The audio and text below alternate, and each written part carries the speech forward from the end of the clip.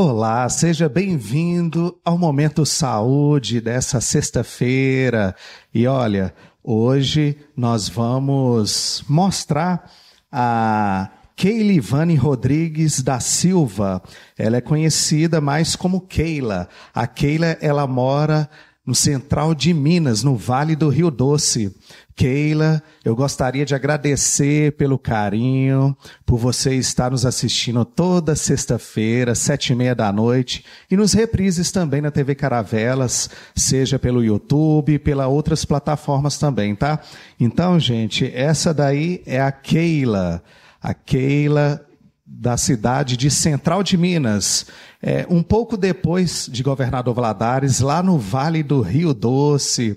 Muito obrigado pelo carinho e espero que você esteja gostando do Momento Saúde e muito obrigado mesmo. E hoje nós vamos falar da síndrome de burnout ou burnout. Depois a psicóloga aqui, a Tatiana, vai nos apresentar de como se pronuncia aqui, porque realmente eu estou aprendendo ainda, né? Tudo bem com você? E aí, como é que vai, Tatiane? Renato, tudo jóia, tudo ótimo, graças a Deus, né? Gratidão estar aqui mais uma vez falando de um tema muito importante, né, Renato? Sim, e esse tema realmente é muito interessante e espero que vocês também possam estar aí aprendendo junto comigo aí pela aula aqui que a doutora Tatiane vai nos explicar a respeito desse tema. Então, para começar de uma maneira bem clara, bem simples para o pessoal de casa entender, e o que é a síndrome de burnout? A síndrome de burnout, Renato, ela está relacionada ao estresse crônico no trabalho.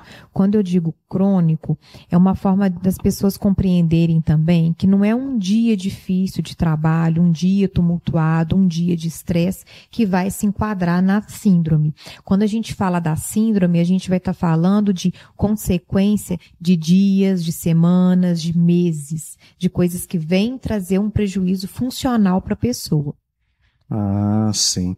Então, assim, está relacionado ao trabalho. Estresse, exaustão, né? Grande exaustão no ambiente de trabalho, principalmente. No ambiente de trabalho. Sim. Tem outro ambiente ou não? É só o ambiente de trabalho mesmo? Foco no ambiente de trabalho. Sim, já é no ambiente de trabalho. Voltadas para as questões que acontecem dentro desse ambiente. Sim, e é muito interessante isso. E quais as causas, assim, que pode estar ocorrendo nesse ambiente de trabalho, que possa estar gerando um estresse emocional? Muitas vezes, o ambiente de trabalho funciona como competitividade. Muitas vezes o profissional não tem autonomia para fazer a função e o trabalho dele dentro daquilo que de fato é dele. É uma sobrecarga muito grande com funções que não são dele também, né? Ou acontece muito em ambientes que tem mais profissionais da mesma função, sempre vai ter aqueles, né, que vai ter um direcionamento maior ali para o lado deles e o outro vai ter uma demanda menor. Essa falta de reconhecimento, até mesmo por esse excesso que é feito, ou pela função. Muitas vezes as relações interpessoais dentro do ambiente de trabalho também não são favoráveis. Então, um conjunto de fatores que vai fazendo com que o indivíduo vai adoecendo com o passar do tempo. Algumas empresas pode até ser prejudicada por não estar fornecendo um espaço ou uma estrutura adequada para aquele funcionário, ou às vezes também pode ser também questão de relacionamento de colegas, aquela pessoa que não vai com a cara, isso também conta assim? Claro, porque se a gente pensar, muitas vezes nós passamos mais tempo no ambiente de trabalho do que em casa com a família. Sim. Então, a convivência acaba sendo maior com as pessoas do trabalho. E se essa convivência não é saudável, não é harmoniosa, ou até mesmo é desrespeitosa em alguns casos, isso vai trazer prejuízos a longo prazo. Os sintomas aí, você pode falar os sintomas mais clássicos aí que a pessoa pode ter? O estresse, o que mais? Cada pessoa vai reagir de uma forma, vai ter um sintoma que vai prevalecer mais que outros, né? Cada um vai ter uma forma de lidar com isso. Porém, é muito comum aquela exaustão, aquele cansaço físico e mental, aquela fadiga, falta de energia, desânimo, desmotivação, muitas vezes dores musculares. A gente tem visto isso muito acontecer, muitos sintomas, né? O corpo começa a gritar, né? Aquilo que a boca não está falando, não está dizendo, o corpo está transformando em sintomas. É verdade. Entre outros, né, Renato? Assim, pode desencadear vários sintomas, né? Mas eu estou dizendo aqueles que são mais comuns, assim, que têm chegado com mais frequência para a gente nos atendimentos. Porque a pessoa, ela pode ter esses sintomas aí e não perceber, às vezes acha que é uma dor muscular, uma coisa, mas às vezes tem que investigar também, que às vezes é um adoecimento mental aí que o corpo está respondendo, né? É importante a gente entender que para todos os sintomas, tudo aquilo que o corpo traz, ainda que seja de ordem emocional, é importante descartar o clínico. Né? Até que ponto é somente de ordem emocional e não há algo clínico ali necessariamente para ser investigado, ou até que ponto é algo clínico que veio também de uma ordem emocional, porque com o passar do tempo, a mente pode sim adoecer o corpo clinicamente, aí o tratamento tem que ser feito pelas duas vias. Sim, e às vezes o clínico também, às vezes ele vai tratar ali do que está acontecendo, né? Dores no corpo, tudo. E seria até interessante também encaminhar para não sei, o clínico, que é complicado, porque o clínico, por exemplo, no pronto atendimento, cada dia é um clínico diferente, né? Não é sempre o mesmo. Aí, no caso, seria um acompanhamento, uma atenção primária para estar investigando e, às vezes, até encaminhar para um psicólogo. Exatamente, porque o pronto atendimento ele vai atender aquilo que é urgente no momento. Então, vai na queixa principal daquele momento. Sim. Agora, tudo aquilo que persistir deve ser melhor investigado. Aí é onde a atenção primária pode estar entrando, né? Com essa investigação aí por parte do clínico e ele direcionando para os profissionais que ele vê que é o melhor ali para conduzir o caso a partir da percepção que ele tem. Sim, e a questão tem pessoas que conseguem adaptar ao ambiente de trabalho, às vezes, todos nós necessitamos, né, de trabalho, né, para nos sustentar a família, e quando ele é admitido, ele vai observando ali, tem uns 90 dias de experiência, vai observando aqui dali, nossa, vai observando e percebendo que aqui dali poderia ser um espaço melhor ou ter, né, mais estrutura para estar exercendo a função né, para estar também dando resultado, né, seja no trabalho de produção, ou seja na saúde, né, o espaço físico, a estrutura também que a empresa ou a instituição pode estar, né, nos fornecendo aos funcionários, né, e é muito importante também. Tem gente que consegue adaptar, mas tem outras que às vezes fica ali mais porque precisa mesmo. E no caso assim, quando a pessoa está desmotivada, o que ela tem que fazer? Ela tem que procurar um psicólogo porque ela vai ter alguma conduta, seja procurar um outro emprego e ficar ali até achar mas tem pessoas que adaptam mais fácil, né?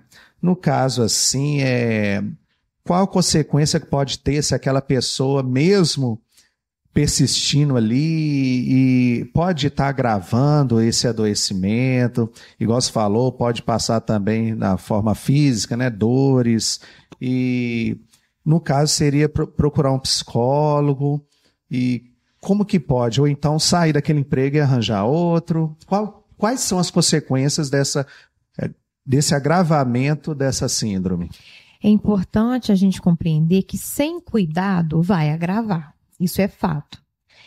Agora, muitas das vezes acontece essa questão que você trouxe. A pessoa não se identifica, talvez, nem com a empresa, nem com o cargo, nem com a função, mas tem uma necessidade de estar ali, né? E nesse caso, talvez seja importante a pessoa se atentar a outras oportunidades, a buscar outras oportunidades. Mas enquanto isso não acontece, tentar se ajustar dentro das possibilidades que ela tem.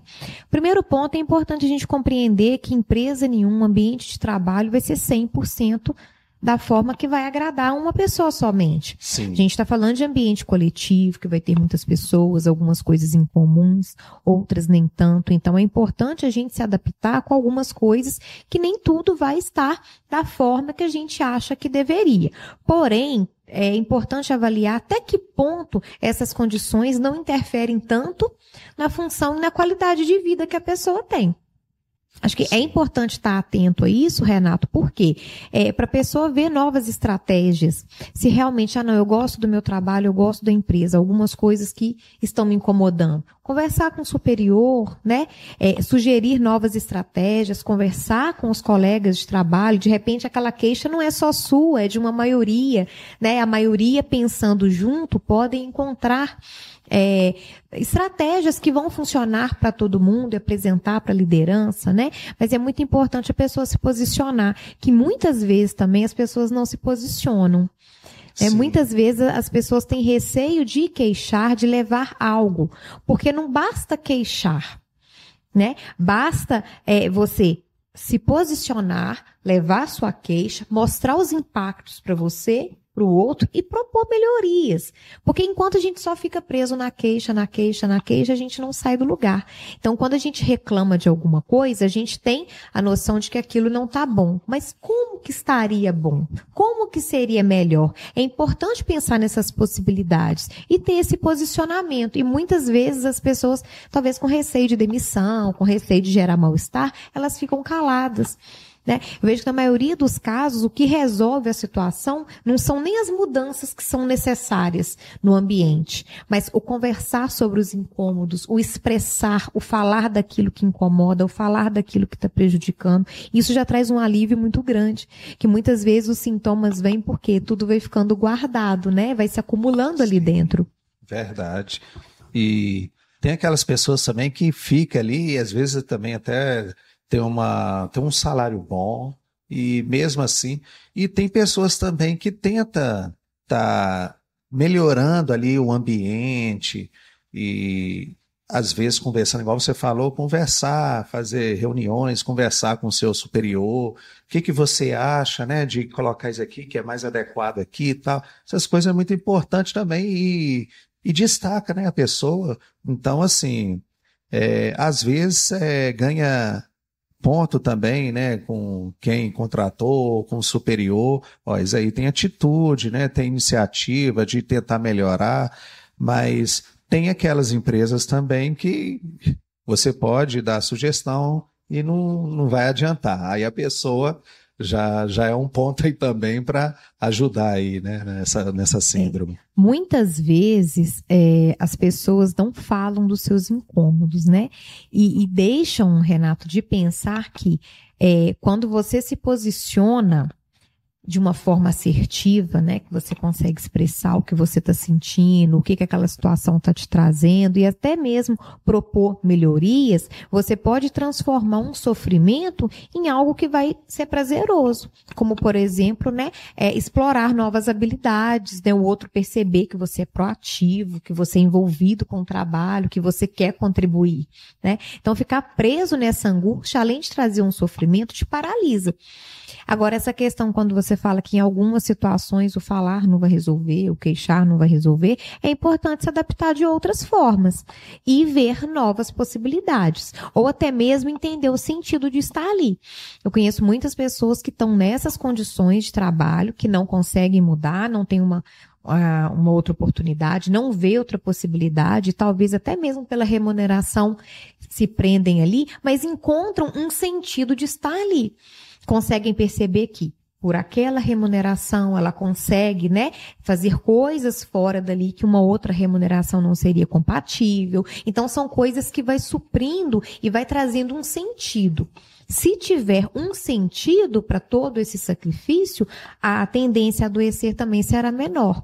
O problema é quando não tem sentido de estar ali, de suportar algumas coisas, e aí as coisas acabam realmente ficando adoecedoras. E quando você trabalha no ambiente e você vê que está ficando exausto, que você está desmotivado, que não tem nenhum incentivo, qual é o caminho? Qual é a orientação que você dá? Qual é o caminho da pessoa tentar se adaptar ou tentar melhorar, seja a convivência com os colegas, ali para estar melhorando o espaço físico, seja qualquer problema ali, para estar resolvendo, para ela estar tendo mentalmente a saúde dela mais controlada? E qual que seria o momento, assim, a orientação dessa pessoa que às vezes está querendo mudar, está querendo ter essa proatividade, querer fazer valer a pena ali o que for melhor para a empresa, só que vê que não tem reconhecimento e não tem aquela vontade. Qual que seria o caminho para ela estar resolvendo esse problema, esse estresse emocional e essa vontade aí? E qual que seria o caminho? Você vai me responder depois, porque agora a gente vai mostrar novamente a Keilivane Rodrigues da Silva, conhecido como Keila. Todo mundo conhece ela como Keila. Ela é lá da cidade central de Minas, do Vale do Rio Doce, um pouquinho para lá de Valadares, Governador Valadares, no Vale do Rio Doce. Muito obrigado, Keila. Muito obrigado mesmo pelo carinho, por estar nos assistindo aí toda sexta-feira, o Momento Saúde aqui na TV Caravelas, tá bom? Muito obrigado mesmo. Essa daí é a Keila, gente. Valeu pelo carinho, inclusive a foto lá, a entrevista com você aqui, Tatiana, aqui, ó. Que ela tirou quando estava passando ao vivo lá e estava passando lá na TV Caravelas e estava assistindo uma entrevista que eu estava fazendo com você. Telespectadora fiel ao programa, então. Lá, ó. Eu não sei só qual o tema que foi, né? Mas muito obrigado mesmo, Keila. Keilivane Rodrigues da Silva. Muito obrigado. Central de Minas, um abraço para todos aí da cidade de Central de Minas, Vale do Rio Doce. Muito obrigado. E aí? Como é que é? A pessoa, assim, ela não tem aquele reconhecimento e mesmo sabendo que ela é diferenciado. Renato, o primeiro ponto que a gente vê que afeta muito o trabalhador é a falta de reconhecimento. Acho que as outras coisas acontecem depois, mas a falta de reconhecimento é a primeira queixa. É importante a gente ter a consciência de que nós temos que ser os primeiros a valorizar o trabalho que a gente faz. Se esse reconhecimento não partir de nós mesmos, fica difícil esperar que ele venha do outro. Então, acho que é importante a pessoa olhar para si, olhar pelo desempenho dela, fazer essa autoanálise, o que ela está entregando. É importante também a pessoa, tipo assim, eu sou assim, eu gosto de fazer, eu faço meu trabalho da melhor maneira possível e não esperar também da aceitação, do elogio dos outros, né? Isso é muito importante. Exatamente, você ter aquele foco naquilo que você está fazendo com a consciência de que dentro do seu papel você está dando o seu melhor. O seu melhor dentro das suas possibilidades de cada dia. O nosso melhor de hoje não é igual ao de amanhã, nem foi igual ao de ontem. Respeitar esses limites também, sabe? Acho que é o primeiro ponto, né? Tem uma frase que ela diz disso, né? Assim, ser humilde o suficiente para entender que nós não somos insubstituíveis, mas sermos sábios para compreender que ninguém faz como a gente. Porque cada um tem uma forma subjetiva de entregar aquilo que é seu. Então, eu acho que o primeiro ponto é esse, né? Não criar expectativas para que isso venha do outro. É um segundo ponto que muitas vezes a pessoa se frustra porque ela espera de alguém que nunca vai fazer esse movimento. E não é porque não reconhece, de repente a pessoa só não expressa. Né? Tem situações que ficam muito claras que o reconhecimento está ali. Né? Uma pessoa, né, compartilhou comigo uma observação que ela teve no ambiente dela, do tipo, não podem me aplaudir, mas podem me imitar. Né? Isso é um reconhecimento, a pessoa não vai te aplaudir para não te deixar satisfeita com o aplauso dela, né? No pensamento dela, mas ela te imita. De alguma forma ela está tentando copiar, de alguma forma ela está tentando aprender com você. Isso é um reconhecimento. Né? Só que se não for visto dessa forma, vai gerar sofrimento e não satisfação.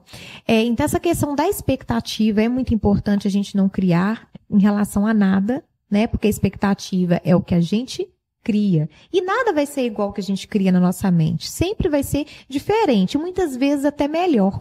Só que se a gente espera daquele jeitinho que a gente criou, na cabeça da gente vai dar errado, né? E aí, eu não acredito que as coisas vão solucionar sem diálogo. É importante conversar, é importante expressar de forma respeitosa, porque muitas das vezes o outro não tem consciência. Sim. Não vou dizer que é todos os casos, mas em grande parte deles eu observo que há um sofrimento, mas que o outro nunca comunicou, ele nunca expressou e a outra parte acha que está tudo bem. Se você tende a fazer sempre tudo sozinho, as pessoas entendem que você dá conta, elas vão direcionar tudo para você. Se você não disser, pera lá, gente, eu preciso de ajuda, vão continuar pedindo, né? Se algo está trazendo um sofrimento para você, mas você vai estar sempre ali fazendo, com um sorrisinho no rosto, né? Sem reclamar, sem expor o que você está sentindo, as pessoas vão entender que está tudo bem. Então, é o papel nosso também colocar esse limite e deixar isso claro para o outro, de forma respeitosa. A partir do momento que a gente comunica o sentimento da gente para o outro com respeito, não tem como dar errado. Porque se isso não acontecer, Renato, em algum momento de exaustão, de estresse, isso pode ser expresso da pior maneira possível e aí sim gerar conflitos, né? Quando você fala da questão da convivência com as pessoas, né? Uma regra clássica nós não somos obrigados a gostar de todo mundo e também as pessoas não são obrigadas a gostar da gente, mas nós somos obrigados a respeitar e ser respeitados. Sim. Então, o respeito, ele cabe em qualquer relação.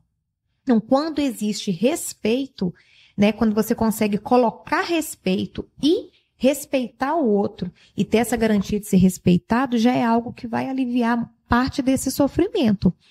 Entendendo que é comum e tá tudo bem não gostar, não ir com a cara, ok. Mas o respeito ele é obrigatório, porque aí vai dar brecha para outras questões legais se isso não acontecer. E se for necessário, recorrer ao que é de direito. Sim. Se tiver num ponto muito extremo, recorrer a isso, né? Essa é a palavra, o respeito. E às vezes, nem sempre as pessoas, dependendo da área, né, não tem aquele respeito.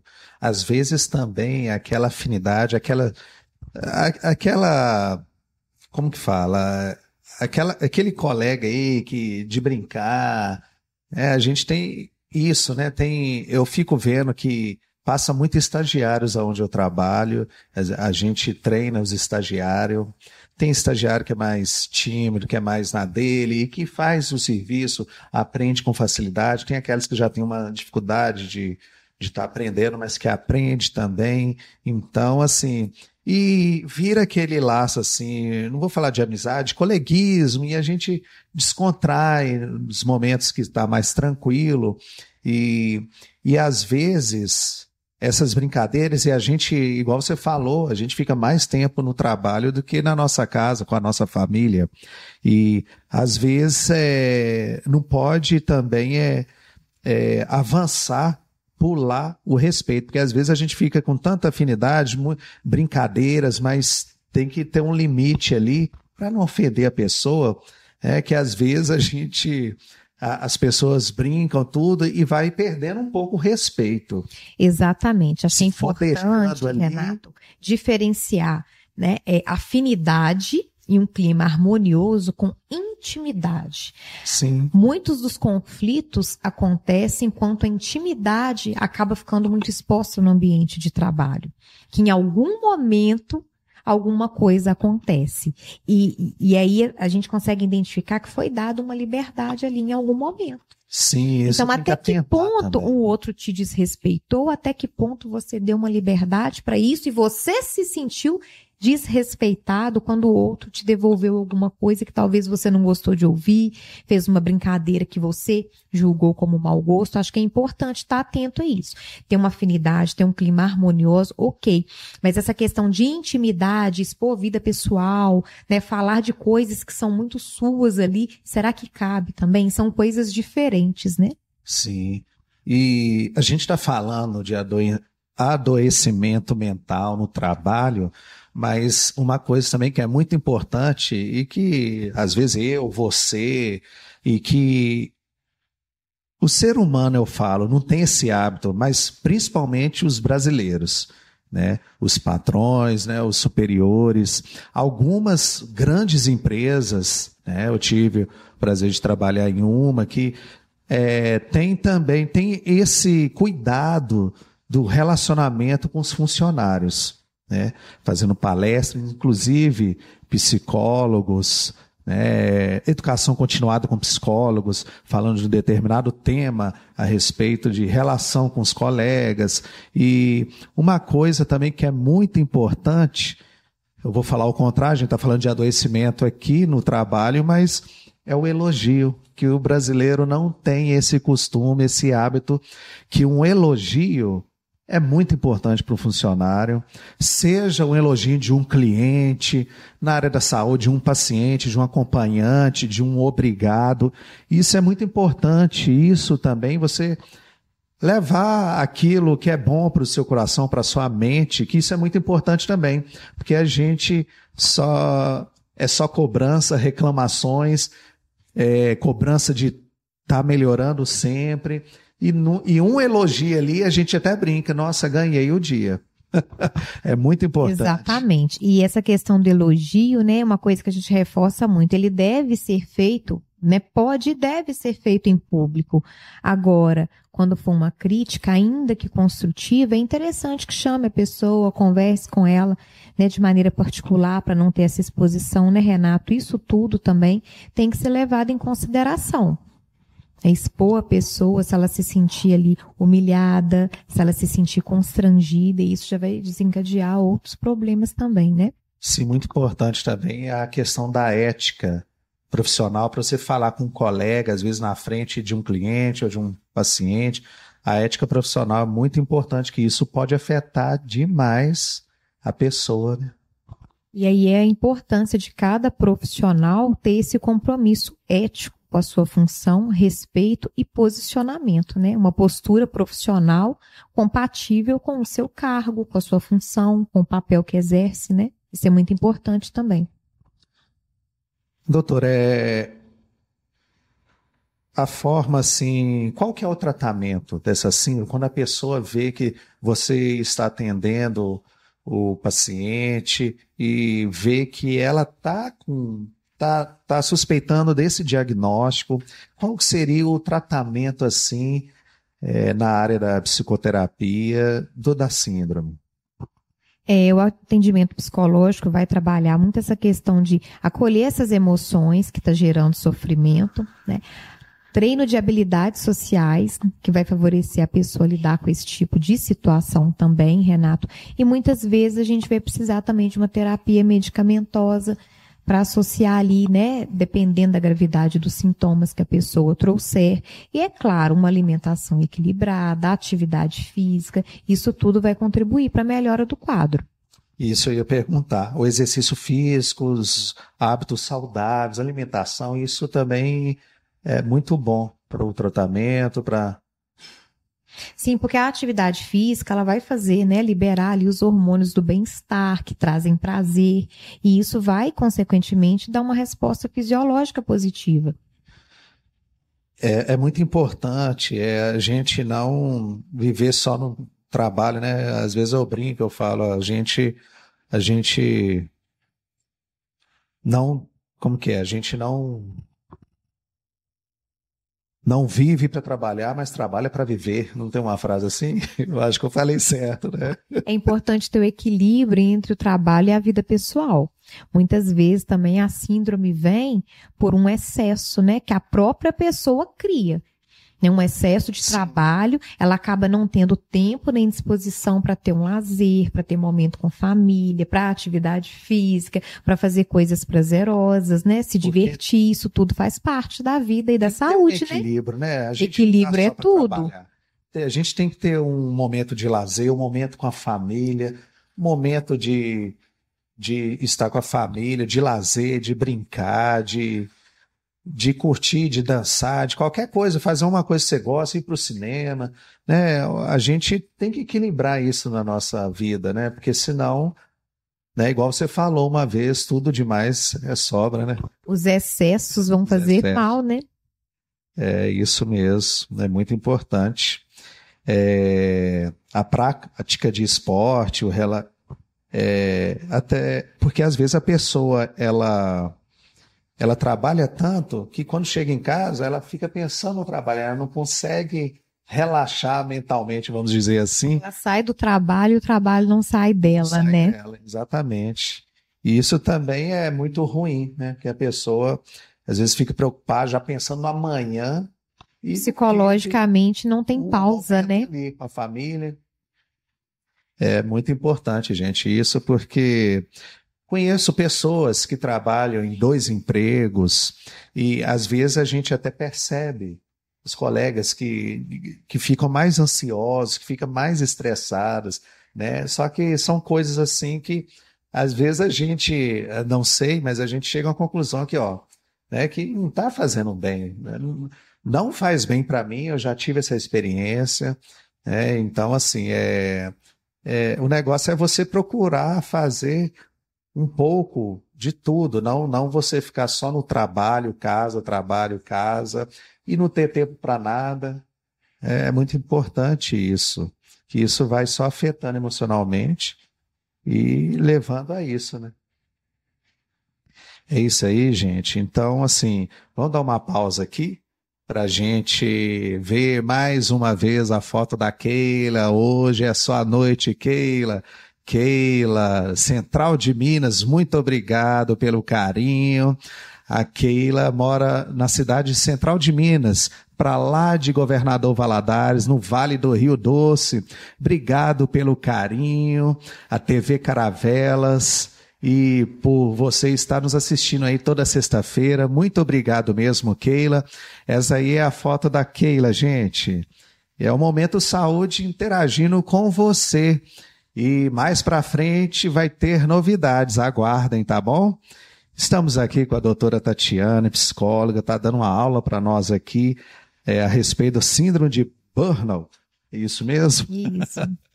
É isso mesmo. Então, assim, igual você falou, precisa também, dependendo do grau, de um tratamento medicamentoso. Sim, que muitas vezes a pessoa pode ter prejuízo de suas funções, né? E a medicação vai dar um suporte aí, essas respostas, né, do corpo, né, dos sintomas, com esse alívio aí necessário para o momento. Mas é isso mesmo, e é muito gratificante quando você se sente valorizado no trabalho, se sente reconhecido, porque tem muitas empresas que têm no final do ano a confraternização, ou tem todo mês, mensal também, funcionário de destaque do mês. Isso serve de estímulo e é bom, né? Porque como que fala, o funcionário padrão, né? Aquele que destacou mais. Algumas empresas trabalham com isso também para uma maneira de ter uma relação melhor com os funcionários e valorizar. E isso motiva, né? Os colegas, opa, um dia eu quero ser o funcionário do mês, né? Sim, é importante ver como que isso é conduzido também dentro da empresa, né? Que a partir de algumas conduções podem trazer prejuízos também. Acho que toda conduta que funciona, que está dando certo, deve manter. Mas algumas outras nem sempre vão ser favoráveis para a maioria. Acho que é importante estar atento a isso também. É verdade, né? Então é isso, gente. Momento Saúde está ficando por aqui. Antes, eu vou pedir para Tatiana dar um recadinho para os telespectadores, para você que está assistindo, mas vamos mostrar mais uma vez a Keila. Muito obrigado, Keila, pelo carinho. A Keila de Central de Minas, obrigado mesmo. Hoje foi sua noite e espero que você esteja gostando aí. Cada sexta-feira um tema diferente, seja na saúde mental, na saúde física e distração também. E lembrando a você que toda última sexta-feira do mês tem o Micos do Mês. Última sexta-feira do mês, tá bom? O Momento Saúde tem o Micos do Mês. Uma forma descontraída aí pra gente rir um pouquinho. Como diz a produção aí, Renato, você não me escapa não. Se você vacilou, você vai no Micos do Mês. Mas é isso mesmo, gente. É uma coisa bem legal, tá? Muito obrigado. Essa é a Keila, gente. Muito obrigado, Keila, pelo carinho. Tenha uma boa noite. E aí, Tatiane, qual que é o recadinho que você dá desse tema muito importante que muita gente, muitos brasileiros trabalham insatisfeito, mas é porque também precisa de trabalhar e às vezes não tem como, às vezes a idade também não permite arranjar outro emprego e tem que ficar naquilo, né? E tem outras que têm mais facilidade de sair, arranjar outro. Isso tem muitos fatores também que pode ajudar, né? Qual é o recadinho final? Seja o primeiro a reconhecer o que você faz, seja o primeiro a valorizar as suas funções, esteja sempre atento e analisando a sua evolução dentro daquilo que é seu, valorizando isso. E é claro, aquilo que incomodar, converse, seja com o líder, seja com o colega, né? As reuniões de equipe, Renato, favorecem muito essa interação entre as pessoas que trabalham juntas ali, né? Para estar alinhando alguns pontos, isso é muito importante. Verdade. E ainda assim, se algumas coisas persistirem, busque ajuda profissional. Não ouse, né? Não se intimide a isso, quer dizer, não se intimide, né? Em buscar ajuda, porque o cuidado vai fazer total diferença. É isso aí, gente. O Momento Saúde fica por aqui. Até sexta-feira que vem, assim se Deus permitir. Tchau, tchau.